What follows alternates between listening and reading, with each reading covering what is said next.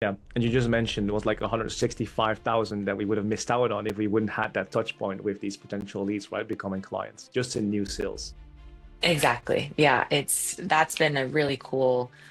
Obviously, sales are great, but it's also just been a really cool opportunity to work with clients that feel really aligned, and it means that the messaging and the setting and the calls are really working. Yeah, and that's not per se given in the setting space. Was that like something that you expected, or came that was that like an unexpected positive in that sense? Yeah, it's interesting because I know you're very numbers and KPI driven. I'm very emotional kind of. That's how I run my brand and really my business is that it's not about, what you look like or a transformation photo. It's like how you feel. Yeah. And for clients to feel seen is really, really important for me and my brand. And so I just didn't realize like how much of a great opportunity that was for my specific business. And of course, the sales all came with it, which was great. But at the end of the day, I just want to help more women. How's it going? Doing fine. What about yourself? I'm pretty good. Yeah, I'm doing well. Perfect, perfect. So today we're here to talk a little bit about your success, and I'm really excited about that actually. Given to where we came from just 5 to 6 months ago, first like where you are right now, but more so excited to see where we can actually take this in 2026. Yeah, no, I'm super excited as well. Awesome. So I would love to get right in for the people watching this as well. And so Tara, before we actually started to work together, what were your DM and sales systems actually like? Would you tell us a little bit about that? Yeah, when I first reached out to you, I was just starting it off on my own, and so I was doing everything myself and really didn't know what I was doing. So a lot of it was a lot of trial and error, and I was just confused in the space and knew that there was a lot more opportunity and just didn't really understand it that well yet. And so I actually went on one of your mastery calls and just really liked the way you taught how to do it. And it seemed very simple, easy to use, and systemized. And so I was excited to start working with you. Awesome, perfect. And right before we start to work together, you were already kind of like doing 25 to $30,000 a month with your app, right? Or different venues. Yes, yeah, I was doing that with my app, and I was probably close to around another 20 to 30K with the high ticket sales. Awesome, awesome. And so at a given moment, you said like the mastery call was really useful. What made you feel like something was actually still broken or perhaps like leaking inside your business? I guess I just didn't really understand it because I hadn't done anything like this before. And I really started high ticket sales like just a few months prior to being on the call with you.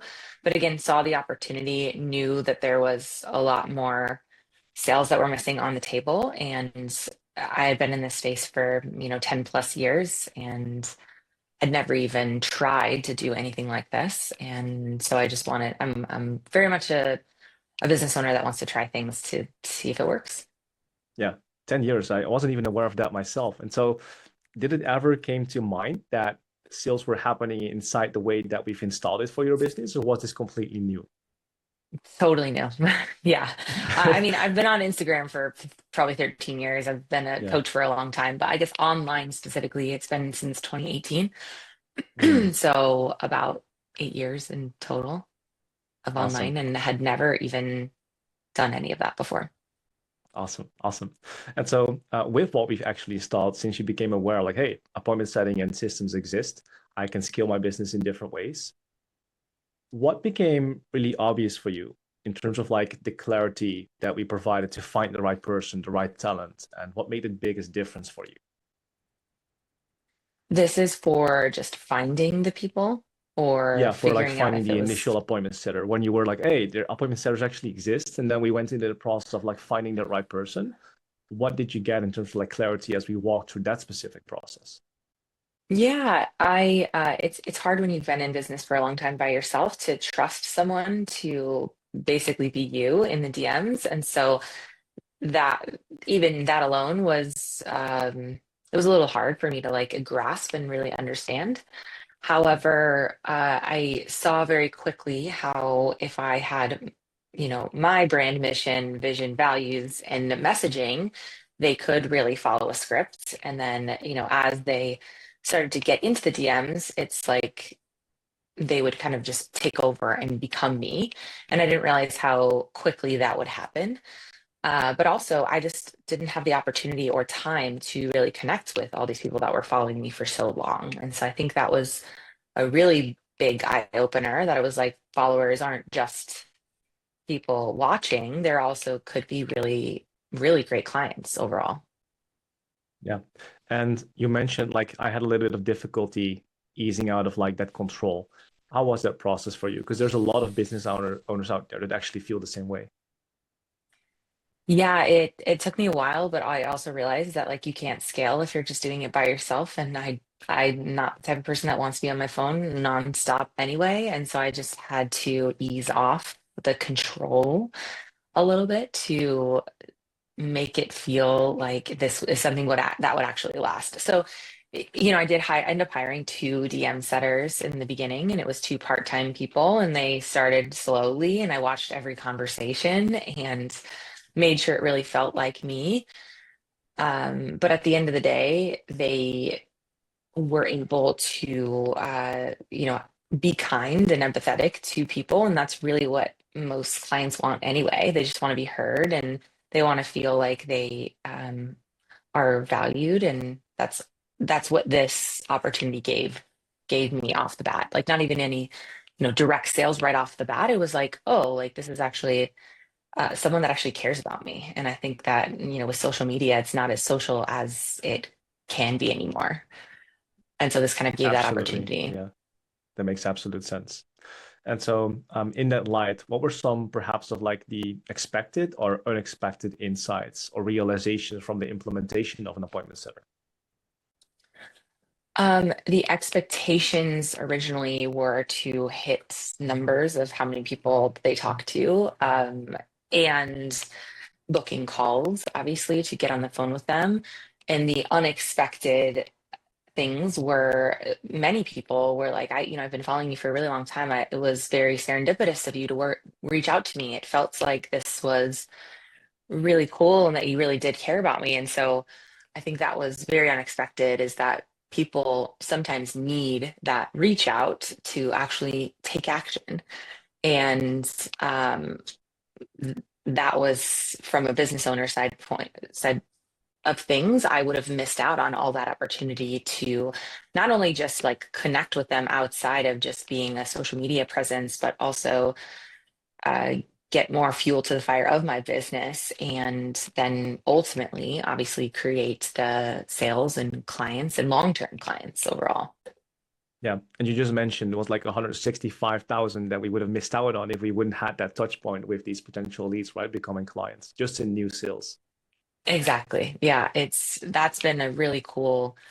Obviously, sales are great, but it's also just been a really cool opportunity to work with clients that feel really aligned, and it means that the messaging and the setting and the calls are really working. Yeah, and that's not per se given in the setting space. Was that like something that you expected, or was that like an unexpected positive in that sense? Yeah, it's interesting because I know you're very numbers and KPI driven. I'm very emotional kind of. That's how I run my brand and really my business is that it's not about, what you look like or a transformation photo. It's like how you feel.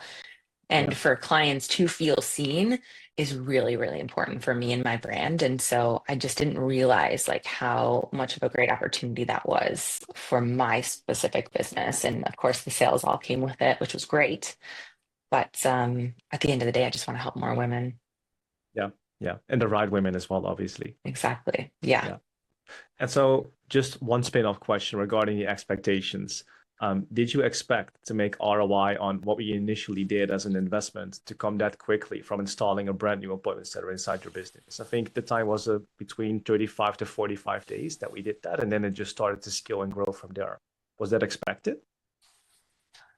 I would say yes. I think for the most part, when I lean into stuff like this, I do expect that return because the whole goal with you guys is that you want to make the money back, but you also want to do it in a sustainable way, in a consistent way, which I've always appreciated with the way that you talk about this. Um, and so, yes, I would say the expectation was there, but it was definitely more than what I was expecting as well. Yeah. And yeah, And 100% credit to you as well for like picking things up so fast and executing on this. Like that's 100% on Terra. I don't know if it's 100%, but I'll take some of that credit. Definitely, definitely. Like I can give you credits there versus what I see with other people in the implementation. You're definitely on top of that. That's great. I love to hear it. Awesome. Um, how do you feel the framework, and you answered this just a second ago, maybe slightly, the framework actually contributed to the results that you're getting right now? Do you still feel like your clients are feeling really seen and heard before they would even hop on a call and being the right type of fit? Did a framework do that for you that we initially installed? I do feel like it still does that. And I also feel like we're constantly updating it and improving it, which is Yes. how life is anyway. So that's expected on my point of view as well. However, that's where I get a little bit like, oh man, it's changing again. We got to like mix things up. But that's the beauty of social and business and the algorithm is that we have to consistently like change things to make sure that they fit. But also, with that being said, I've been able to hire a sales assistant, so that's been helpful to get some of that off my plate. But then we've had to change some of the messaging around that they would be talking with her before me, and ultimately, like, we'd have a closer on. And so that's the goal, but I'm just taking a slow approach to get there, and that feels the best for myself and my brand. Yeah, it's all a process, right? That makes Yeah, sense. yeah. Um, if somebody asked what makes my approach specifically different versus what perhaps other people teach and other consultants or people that teach DM sales, what would you say? Well, that's a tough question for me, DJ, because I haven't had this before. Mhm. However, just from some of the things that I've seen online, it's quicker. Not in a bad way. It's more just like how can we implement things to see something happen quicker so that the system is like yes, we're having these conversations, but also like if things aren't going well week over week or like even like it's Wednesday, how can we slowly start to, or how can we quickly implement like a slight different change to make those numbers go in the direction that we want to go? And I do feel like you're very personalized in your approach and you do a really great job at meeting the business owner where they're at. Cause I'm sure I say it's quick and then some other people might be like, this is slow. So it's, let me answer this in a slightly different way for you. um, I guess overall, the the way that you implement things has a very it has a great customization to it because you are meeting the business owner where they're at in but also trying to make sure that they are seeing the results that they want to see and that they are implementing quick strategies to make a change and take the business in the direction that they want to go, knowing that there are ebbs and flows in that as well. Yeah. It reminds me of our conversation, I think 1 or 2 weeks ago, where you were like, but DJ, I thought you already had like this SOP for this or a system. I was like, yes, but there's so many nuances to each and every business that if we had that for 90%, it would actually not make sense. So that's why I customized it specifically for your business in the way that you have set things up. Otherwise, it would have led you to build like different funnels and pages and do everything differently versus like what you already had and actually make that work more efficiently. Yeah, and I personally really appreciate that because for the most part, even with my clients, it's like the group thing doesn't work, right? You've got to customize something for them. And with hearing that just gave me more insight into my own client and my product. It's like, oh, well, he's actually like telling me that what we're doing is working. It just needs like a slight little change. And instead of trying to rehaul everything, like let's just do some small things like this to actually make that change. And so that felt really good. And that's the same as what my clients felt. They felt seen and heard. And that's what I felt like with you. Awesome. Awesome. Thank you for that feedback. For Um, sure. what's the ease of leadership actually feel like right now? Is it on autopilot? Do you need to spend hours a day on it? What does it look like for you currently? It's not on autopilot yet. And I don't know if leadership, I think we have this conversation several times, but leadership always feels like a constant. improvement for me. And so I wouldn't say it's on autopilot. I just have a better understanding. And I think that just comes with time and setters, and now bringing in a little bit larger team to follow the systems. But I do feel really comfortable with the way you provide the leadership strategy, because now I'm just going in and viewing conversations and again using your resources to make the conversations better. You also have weekly setter meetings, you have weekly CEO meetings. So there's a lot of touch points that feel like easy, but not fully, I guess, on full autopilot just yet. Yeah, yeah, that makes sense. And especially for the level of business that you're at, we can't step out yet in full yet, right? Because we're hiring a triager, we're hiring that closer. There's a level of autonomy that we're aiming for right now until it becomes autonomous. And I also think that I deliberately wanted to ask this question that a lot of people think that as soon as we install something, it becomes autopilot, but still like effort is required to scale to the heights that people desire, which for you, it would be the 150 to $200,000 a month mark, hopefully this year Yeah, that sounds or awesome. beyond. Awesome. How has this affected your ability to actually think more long term instead of like chasing short term cash, perhaps? Well, I think the bigger piece of this is the retention piece, and I think that's where it comes in with the very qualified leads.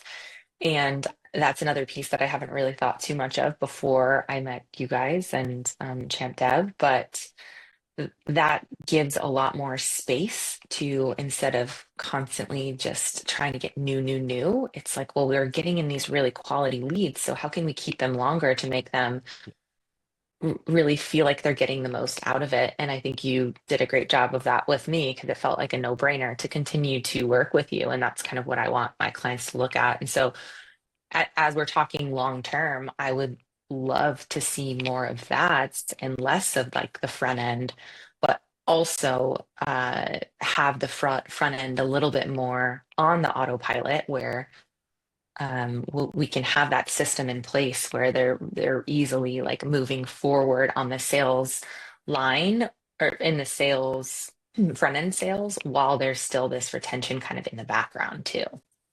Yeah, absolutely. And Yeah. you run specifically a fitness business, which is like retention is a very big piece of like maintaining it and not feeling like a revolving door. But even in the B2B Yes. space, we see that the retention roadmap is actually becoming like significantly more important to not just feel like you have to chase new cash every single month. Yeah. Yeah. And again, just something I didn't really realize before I started any of this. Yeah. What kind of business owner would benefit most from the kind of work that I do, would you think? What kind of business owner would, gosh, all of them. Yeah, I was even talking to a friend the other day that has a similar, not really a similar model, but she's trying to do something else. But I just told her like how important it is to talk with your followers.